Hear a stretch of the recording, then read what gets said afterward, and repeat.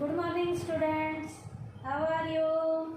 Today's topic is advantages and disadvantages of formal organization. आज का हमारा टॉपिक क्या है बेटा? फॉर्मल ऑर्गेनाइजेशन के एडवांटेजेस भी हमने करने हैं और डिसएडवांटेजेस भी करने हैं। बेटा फॉर्मल ऑर्गेनाइजेशन आपको पता है कि किसी भी ऑर्गेनाइजेशन के अंदर जो स्ट्रक्चर ऑफिशियली सैंक्शन किया जाता है, ऑफिशियली सैंक्शन जो प्रोसीजर होता है जिसे हमारी मैनेजमेंट सेट करती है, उस ऑर्गेनाइजेशन के स्ट्रक्चर को फॉर्मल ऑर्गेनाइजेशन स्ट्रक्चर कहते हैं। अब बेटा इस फॉर्मल ऑर्गेनाइजेशन के स्ट्रक्चर को जिसे हमारी ऑर्गेनाइजेशन ऑफिशियली रूप से सेट करती है, जिसे सेट करने में उसकी मैनेजमेंट रोल प्ले करती है, उसके एडवांटेजेस क्या क्या हैं? पहला एडवांटेज है easy to fix accountability.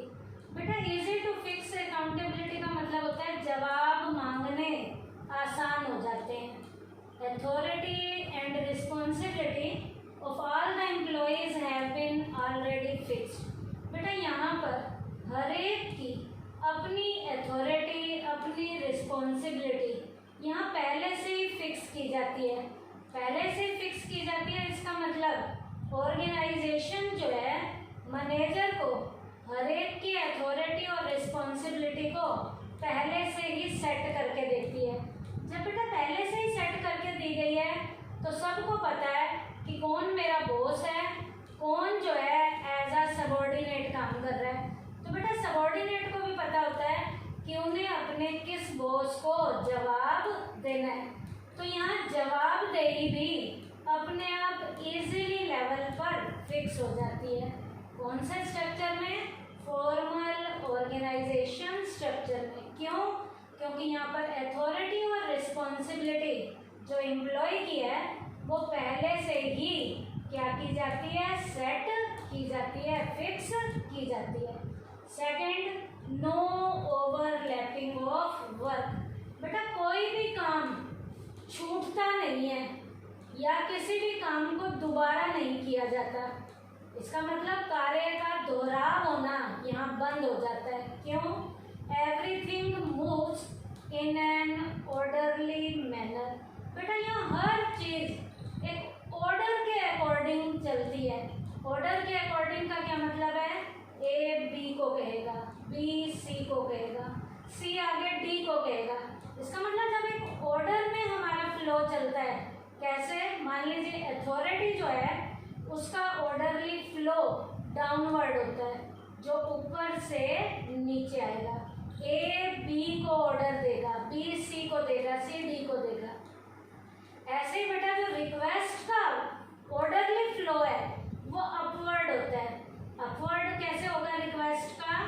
D जो है सी को अपना मैसेज कन्वे करेगा, रिक्वेस्ट करेगा कि मेरी ये बात आगे की हायर अथॉरिटी को पहुंचाओ। सी आगे वो बी को कहेगा, बी किसको कहेगा? ए को कहेगा।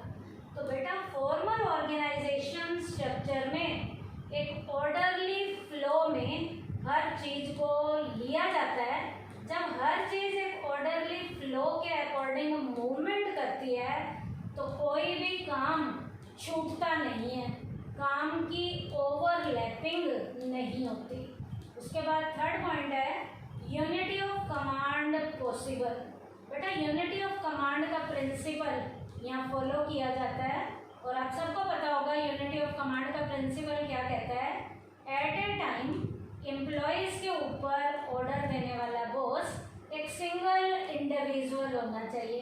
तो जो ये यूनिटी ऑफ कमांड का प्रिंसिपल है ये फॉर्मल ऑर्गेनाइजेशन का जो स्ट्रक्चर है उसमें बहुत अच्छे से फॉलो किया जाता है, क्योंकि यहाँ पर बेटा सारे काम स्केलर चेन की अथॉरिटी के अकॉर्डिंग किए जाते हैं। Unity of command is possible through scalar chain of authority. बेटा स्केलर चेन की अथॉरिटी के अकॉर्डिंग यहाँ पर यूनिटी ऑफ कमांड के प्रिंसिपल को फॉलो किया जाता है। और यूनिटी ऑफ कमांड का प्रिंसिपल क्या कहता है? एम्प्लॉयज के ऊपर एट ए टाइम ऑर्डर देने वाला बॉस एक सिंगल इंडिविजुअल होना चाहिए, ताकि एम्प्लॉय को उस सिंगल इंडिविजुअल के ऑर्डर को फॉलो दिक्कत ना हो। बेटा यदि यहाँ एम्प्लॉयज़ के ऊपर ऑर्डर देने वाले बॉसेस एक से ज़्यादा होंगे तो एम्प्लॉयज़ बेचारे कंफ्यूजन में आ जाएंगे कि वो किस बॉस के ऑर्डर को फॉलो करें और किसके ऑर्डर को फॉलो ना करें। तो फॉर्मल ऑर्गेनाइजेशन का जो स्ट्रक्चर है वो बेटा यूनिटी ऑफ कमांड के प्रिंसिपल को फॉलो करता है। किसके जरिए? स्केलर चेन ऑफ अथॉरिटी के जरिए। उसके बाद है बेटा next point, easy to get goals. बेटा जो हमारे ऑब्जेक्टिव हैं, जो हमारे गोल हैं, वो यहाँ पर फटाफट पूरे होने शुरू हो जाते हैं। कैसे हमारे गोल फटाफट पूरे होते हैं? जितने भी हमारे रिसोर्सेज हैं उन रिसोर्सेज का ऑप्टिमम लेवल का बेस्ट डायरेक्शन में यूज़ किया जाता है। मटेरियल है तो मटेरियल का बेस्ट डायरेक्शन में यूज़ किया जाता है। एज अ ह्यूमन बीइंग कोई भी यहाँ काम कर रहा है तो ह्यूमन बीइंग अपना बेस्ट से बेस्ट देता है। कैसे? Because there is an optimum use of all the human and material resources. यहाँ पर ह्यूमन और मटेरियल लेवल के जितने भी रिसोर्सेज हैं उनका बेस्ट डायरेक्शन में यूज होता है। और बेटा जब एक इंसान अपना बेस्ट से बेस्ट देता है और वो अपने रिसोर्सेज की भी कहीं वेस्टेज नहीं होने देता तो बेटा ऑर्गेनाइजेशन के जो गोल हैं, ऑर्गेनाइजेशन के जो ऑब्जेक्टिव हैं, ऑर्गेनाइजेशन का जो टारगेट है वो बेटा अपने आप ही पूरा होना शुरू हो जाता है। तो फॉर्मल ऑर्गेनाइजेशन के एडवांटेजेस का पॉइंट क्या है? Easy to get goals. हम अपने गोल्स को बहुत इजीली वे में यहाँ पर अचीव कर लेते हैं। क्यों? क्योंकि रिसोर्सेज का ऑप्टिमम लेवल का बेस्ट से बेस्ट डायरेक्शन में क्या किया जाता है? यूज किया जाता है। उसके बाद है स्टेबिलिटी इन ऑर्गेनाइजेशन। ऑर्गेनाइजेशन में स्टेबिलिटी आ जाती है, टिककर काम करते हैं ऑर्गेनाइजेशन के लोग। All the people work here by rules and regulation. This establishes the good relationship in the organisation. बेटा यहाँ पर सारे के सारे लोग रूल्स और रेगुलेशन जो बना के दिए गए हैं मैनेजर्स के द्वारा उनको अच्छे से फॉलो करते हैं, उसी के अकॉर्डिंग वो अपने रिलेशन को बनाते हैं and it leads to stability in organisation. और बेटा जिस ऑर्गेनाइजेशन में भी ऑफिसर्स के द्वारा, मैनेजर्स के द्वारा बनाए गए रूल्स और रेगुलेशंस को अच्छे से फॉलो किया जाता है उस ऑर्गेनाइजेशन की स्टेबिलिटी बरकरार रहती है। वो ऑर्गेनाइजेशन बंद होने की नौबत में नहीं आती, वो ऑर्गेनाइजेशन स्टेबल तरीके से अच्छे से चलना शुरू हो जाती है। तो ऑर्गेनाइजेशन को स्टेबिलिटी देने में भी फॉर्मल ऑर्गेनाइजेशन में एक मेन पॉइंट है कि जो भी हमारे मैनेजर्स के द्वारा रूल्स और रेगुलेशंस यहाँ बनाए जाते हैं, लोग जो काम करने वाले एम्प्लॉई हैं वो उन रूल्स और रेगुलेशंस के जरिए प्रॉपर तरीके से अपने जो रिलेशन है उन्हें एस्टेब्लिश करते हैं।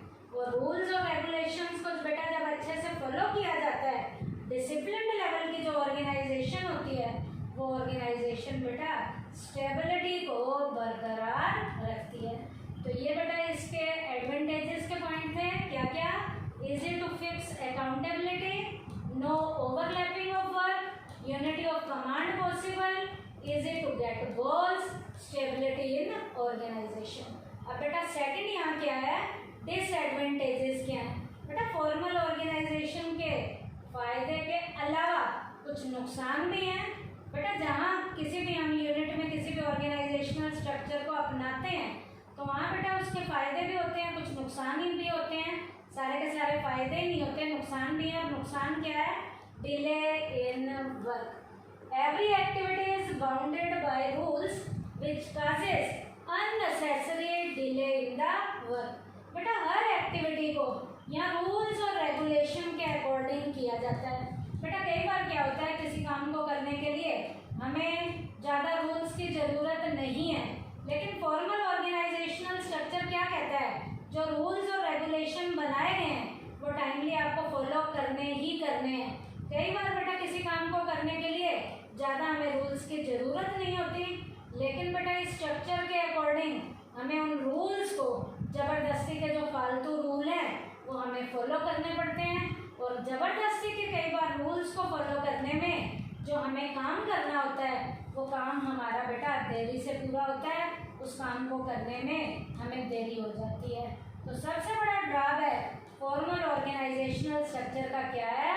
Delay in work. और डिले इन वर्क भी किसके कारण? अननेसेसरी लेवल के जो हद से ज़्यादा रूल्स और रेगुलेशन है वो कई बार हमें फॉलो करने पड़ते हैं, जिसके कारण काम देरी से होता है। सेकंड है lack of initiative. Lack of initiative का मतलब है बेटा, यहाँ किसी को भी अपनी मर्जी चलाने के लिए नहीं दी जाती। रूल्स और रेगुलेशन जो बनाए गए हैं उसी के अकॉर्डिंग काम करना है, उसी के अकॉर्डिंग सब कुछ करना है। किसी को भी काम करने की बिल्कुल भी फ्रीडम अपनी मर्जी से नहीं है।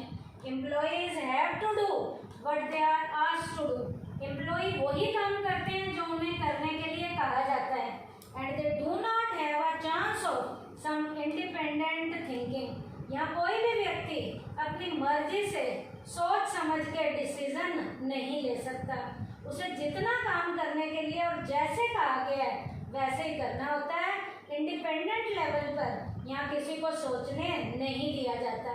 This skills initiative capability. इससे एम्प्लॉय की इनिशिएटिव लेकर काम करने की जो कैपेबिलिटी है वो खत्म होनी शुरू हो जाती है। एम्प्लॉयज को इनिशिएटिव मिलना बंद हो जाता है, क्योंकि उन्हें इनिशिएटिव लेने ही नहीं दिया जाता।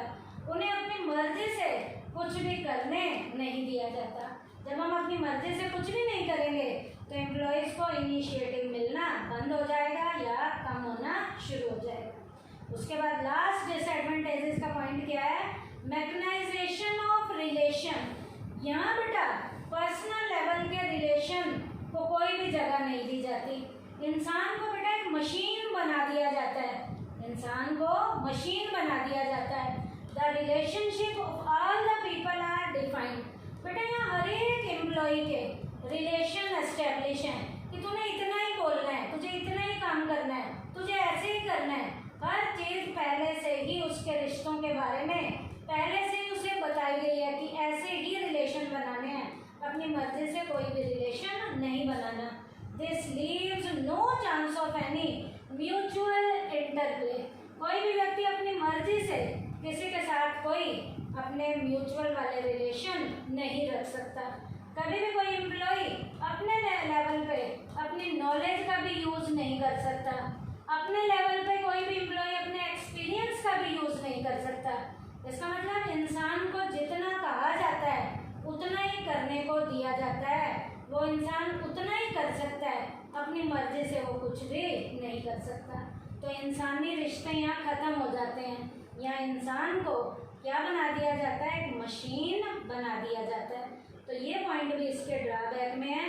तो इसके डिसएडवांटेजेस के पॉइंट क्या कहते हैं? Delay in work, lack of initiative और मैकेनाइजेशन ऑफ रिलेशन। तो आज के टॉपिक में हमने क्या पढ़ा बेटा? फॉर्मल ऑर्गेनाइजेशनल स्ट्रक्चर के एडवांटेजेस और डिसएडवांटेजेस पढ़े हैं। एडवांटेजेस के पॉइंट थे easy to fix accountability, no overlapping of work, unity of command possible, easy to get goals, stability in organization।